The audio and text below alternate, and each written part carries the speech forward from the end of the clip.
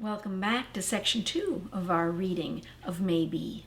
Where we left off, Maybe finds herself in a small misshapen soddy as the helper to a young couple, Mr. and Mrs. Oblinger. She sits, her red dress wrinkled, smoothing tangles from her hair. I lower the bucket, straighten, allowing my shoulders to relax.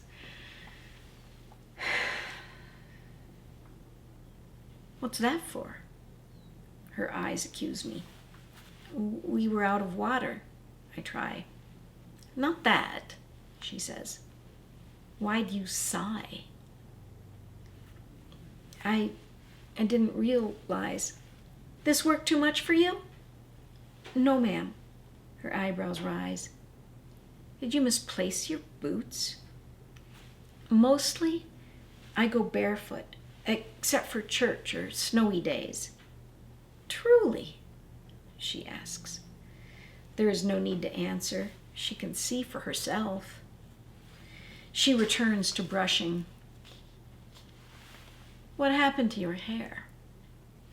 I touch my braid, unraveling. My brother cut it on a dare, I say. She turns away while twisting her curls into a bun. I hear her just the same. Stupid girl. I busy myself at the stove, put the coffee on, start in on biscuits. Wonder what Hiram's doing this morning.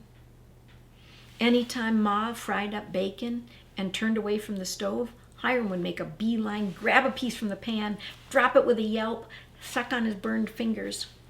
One morning, he pierced a strip with a fork and waved it to cool, flinging globs of slippery grease on Ma's curtains.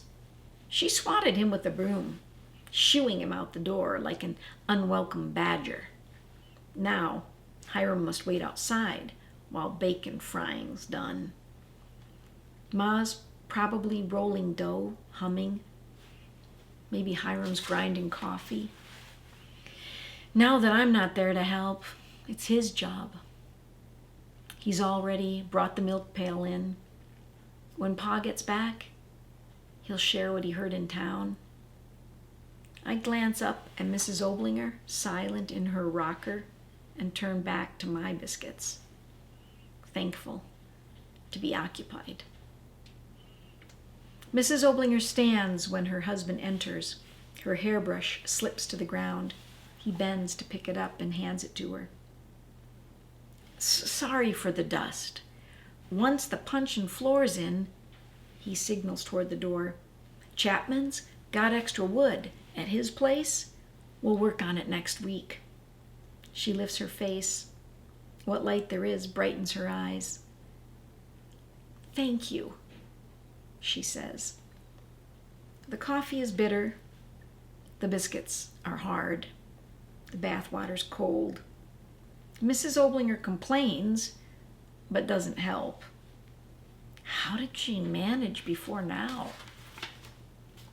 It's curious. How am I to know what to do when no one is about much of the time? Am I to track down the missus? Or force Mr. Oblinger to stop his work? Or do I act like I'm the one ordering this household? Like a shadow, Mrs. Oblinger floats about, sometimes outside, sometimes in. Is she at the creek, fetching water? This is not my home. I am the stranger here. Beans cook on the stove. The beds are neat, the table laid. I am alone, my reader before me. On days I finished chores early, Ma would let me work lessons before supper. I'd curl up in the rocker, my feet tucked under me, ignoring Ma's scolding to sit like a lady. Hiram would perch at the end of his bed, his elbows on his knees, my reader in his hands. The grandeur of the sea. What is there more sublime than the trackless, restless, unfathomable sea? What is there grander than the calm, gentle, heaving, silent sea. With my eyes shut tight, I'd see the swirling waters, feel the sea's smooth coolness. Hiram went over lessons until I knew them through. Only then would I slip into the barn and try to read what I'd heard to Bessie until Ma called me for supper. Mrs. Oblinger comes through the door, focusing on me. Not one glance at the work I've done. She opens her mouth as if to speak. Without a word, I close my book. She walks away. I think on what Mrs. Oblinger said when I first came. How did she hear about my trouble with reading? Did Pa tell the Oblingers my schooling's done? Or did she think a girl my age who's not in school mustn't be able to read? The girl's not fit for learning, teacher whispered, but not quietly enough. I overheard her telling the superintendent during his visit. She'll know answers, but she doesn't read right. Not fit. What Mrs. Oblinger thinks of me, too. I'll be leaving early, Mr. Oblinger tells us at supper. I've got plenty to do in town. Anything you need? Bring letters, Mrs. Oblinger pleads. He touches her cheek. I'll see what's at the post office. After supper, Mr. Oblinger pulls me aside. You might have noticed my wife's missing home. Keep her company tomorrow while I'm away. I'd rather muck out a barn barefoot. Yes, sir. It's wet when Mr. Oblinger leaves. Already there are patches where the muslin ceiling drips. I have cleared the breakfast table and washed up. There's nothing more to keep me busy. Mrs. Oblinger sits in her rocker, lights a candle to bring sense to the dark. I wonder if the same summer storm keeps Hiram and Pa inside. I sit down at the table, start to mend a shirt. I was wrong in trying this, Mrs. Oblinger says. But his letter was so kind. I didn't think through prairie living. She rocks. If my brother hadn't shown him my photograph, I wouldn't be stuck here. I fiddle with a button and thread. She stops the chair. Her voice is louder. I'm not one of those mail-order brides, if that's what you're thinking. I lift my eyes from my sewing. No, ma'am, I say. She rocks again. The quiet out here's the worst part. Thunderous as a storm, the way it hounds you inside, outside, nighttime, daytime. I shift to miss a leaking patch forming overhead, hoping she doesn't expect me to talk. Because what can I say? The prairie's hard on some, but it's home to me. And Mr. Oblinger is tried. I hate this place, she whispers. Before I think better, I say, he's left a shade tree out front, he's plastered the walls, and he's putting in a proper floor. What'd you say? Does she even remember I'm here? Mr. Oblinger's a good man. I try again. He wants to make this home for you. She stands over me now. You think plaster makes a difference in this place? Look at this. She holds out her mud-caked skirt. It's filthy in here. The ceiling leaks. Sometimes snakes get through. The cool sod's where they like to nest. They help with mice, I offer. She glares. I want to know how old she is. 4 years? Maybe 5 years ahead of me? I want her to know she'll learn to make a home. When it's wet outside and our roof leaks, Ma and I crawl under the table and wait for the storm to pass. She glares again, but slowly lowers herself to the dry earth. I settle next to her. Under the table we sit, arms wrapped around our knees while water puddles on the bench. It's possible for a soddy roof to collapse. I stick my head out. More soil has gathered in fabric folds, but the ceiling looks like it will hold. Getting hungry? I ask. Mrs. Oblinger nods. I fetch a pot with last night's beans and hand her a spoon. We eat in silence, listening for the wagon and a change in the rain. The even rhythm of the rain lessens. I pull open the door and step outside. It's good to feel open space. At the creek, the water rushes, where before it was calm.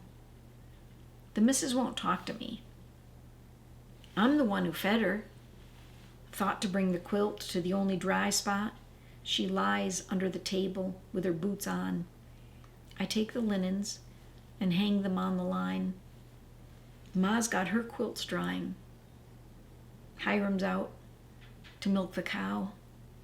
Pa's turning soil, grateful for the rainfall. I'm miles away.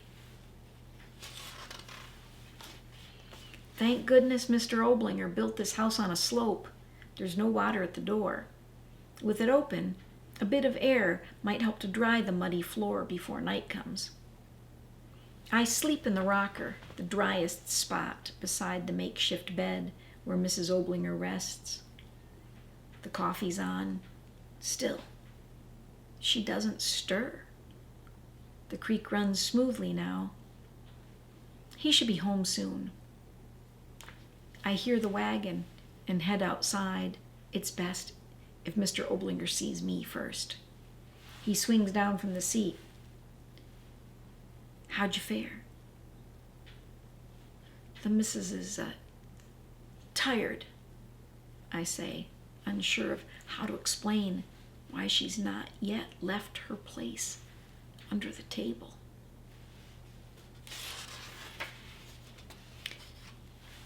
She's up now, sitting at the table. He's given her the coffee, thick from waiting on the stove. She holds a letter, stares at it for a time, folds it, stands, pushes past the doorway into sun and open prairie. Was it real? That talk we had, the rainy day Mr. Oblinger was in town? She rarely speaks, and if she does, it's to criticize. Does she think I like it here? She's not the only one missing family, wishing for familiar voices. She chose this place. Can't Mr. Oblinger see the slow pulling away, the distance growing in this tiny space? When she sits around back, I imagine she's counting the miles between here and home. Mr. Oblinger and Mr. Chapman split logs, lay planks. I bring out the pail and dipper and offer them a drink. Mr. Chapman nods his thanks. His beard's fuller than Mr. Oblinger's, but his clothes, nonetheless, look like town. Seems like all the folks west of home are new. Even so, Pa would approve of their labors. Many hands make light work, he'd say. They labor until the furniture is restored to its rightful place. There is only the entryway to complete. The men shake hands. Much obliged, Mr. Oblinger says. Mr. Chapman shrugs. It's what neighbors do. I'd appreciate if you could check in on my place once or twice. I'm going east for a visit. May not be back before the first snow. A fine breeze stirs, the sunflowers nod. The day she chooses to go riding. Usually, she stays close, like a tethered calf. Pack some biscuits, will you, May? I want to see all that I can. The prairie's so beautiful today. She's never spoken that way before.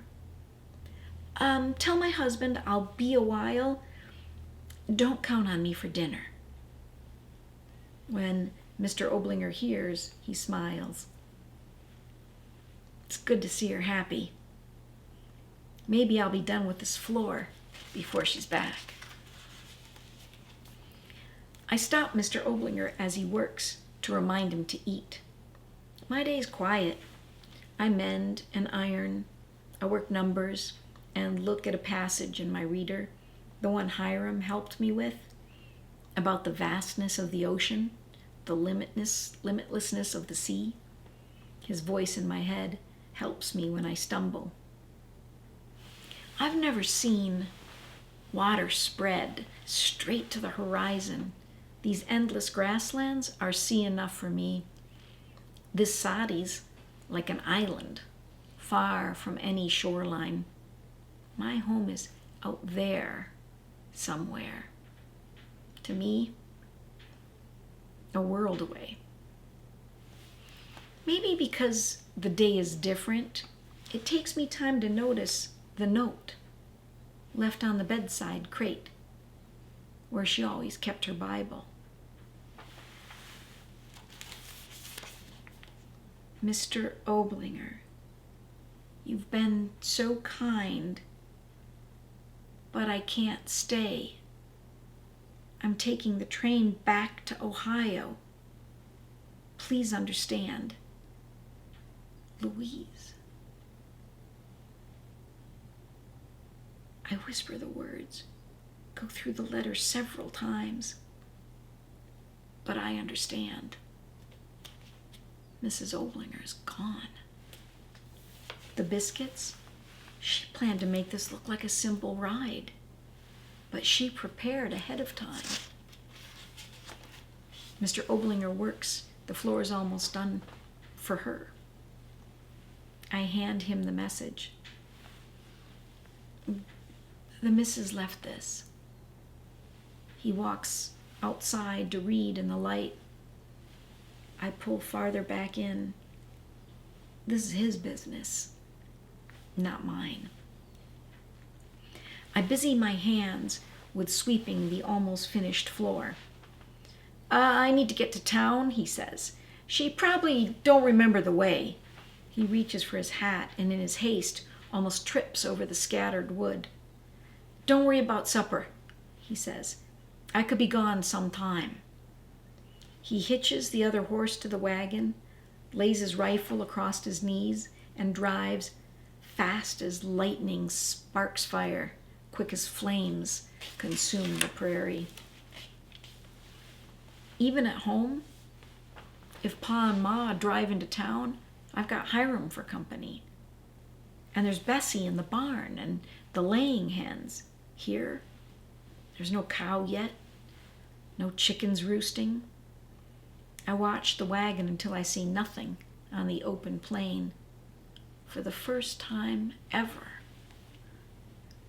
I am alone. Fear flashes inside me. Pa never left Hiram and me without protection. All around me, there's nothing but the prairie and the sky. Silly girl, I tell myself. There's no reason to worry. But it takes a time for my heart to slow. I stretch out on the grass. Sweet sunshine warms my face. I stay like this all afternoon. My chores can wait. I wake to evening shadow, confused. The wagon is still gone. Inside, I pick an apple from the barrel, light a candle. work numbers on my slate. When I sit up, my slate falls to the floor. The candle's burned out. Morning light filters through the papered window. The other bed is empty. The missus must have made it far if they stayed in town overnight. I have to fetch the water, gather fuel for the stove. Some string beans might be ready to pick. They'll need a good meal when they return. I weed the garden and watch toward town. Nothing moves against the horizon. For a time, I sit on my heels, the soddy at my back, the open prairie before me, waiting. There is still no sign of the Oblingers by the time I've reached the last garden row. I stand and wipe the dirt from the front of my dress.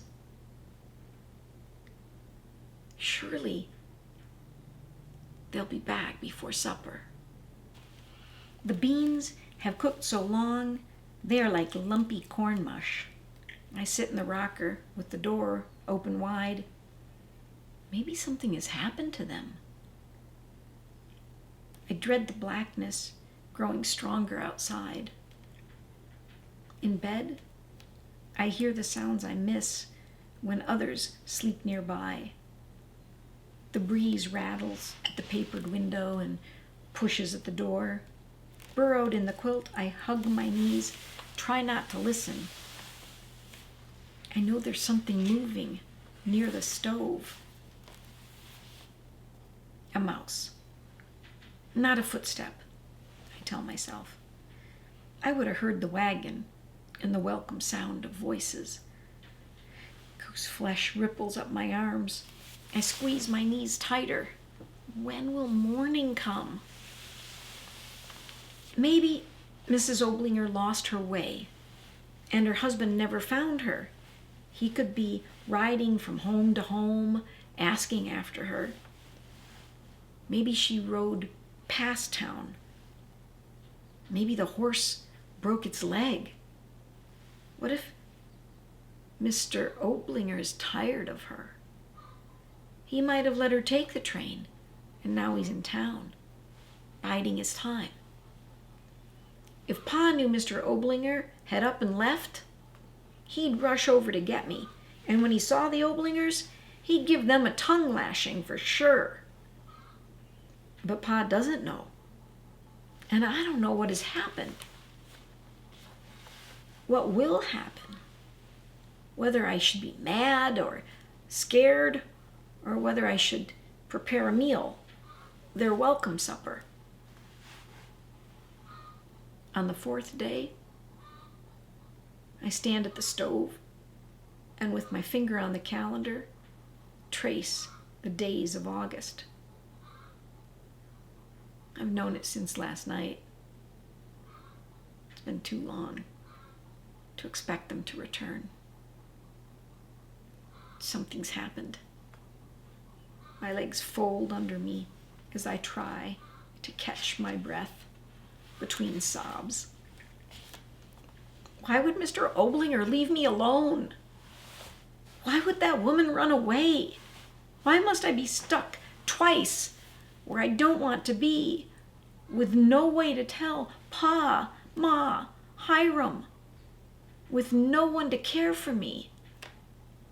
I push open the door and run and run and run and run until the soddy's a tiny speck, and around me the grass reaches in every direction. There's nothing here to mark my place, nothing to show me where I am.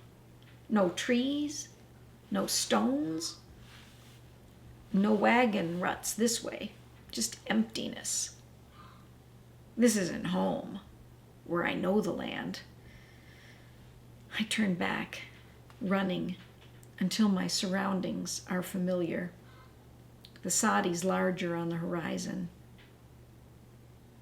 I must stay close, so as not to lose the way. When the sun is low and my tears have dried, I stir from my spot in the grass. I open the door to the Oblinger's home. The sudden dark, cool space is quiet, empty, and strange. Pa doesn't know they won't return. The nearest neighbor is gone. I'm here till Christmas.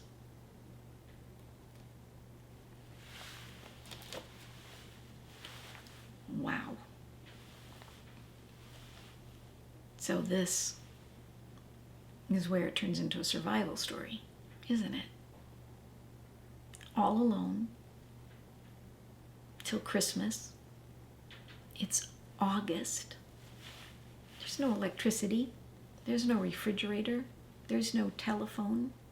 There's no one to call for help. There's no one to help if she needs it. There's no animal for company. No human for company. And she's 12 years old. When Mrs. Oblinger left, certainly she didn't imagine she'd be putting Maybe in this situation. And Mr. Oblinger didn't know either. I would guess he probably thought he was going to be coming back with his wife. So something unexpected has happened to them. What do you think about Mrs. Oblinger's decision to leave? I think we saw that she was kind of broken-hearted and broken, staying under that table long after the rain had stopped, not moving, not eating. And then she told us how much she hated it and how unexpected it was for her, how different than whatever it was she had imagined when she made the decision to come to the prairie.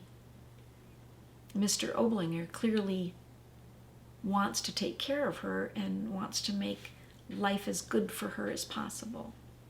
But she just comes from a place that's too different, I guess. Anybody can have whatever feelings they have about Mrs. Oblinger. That's how we learn about ourselves. I feel kind of sorry for her. I feel sorry for Mr. Oblinger. But most of all, I'm worried about May. How about you? Are you worried about May? Can you put yourself in May's shoes and imagine how you might feel in this situation? Yikes. That's all I have to say. Yikes.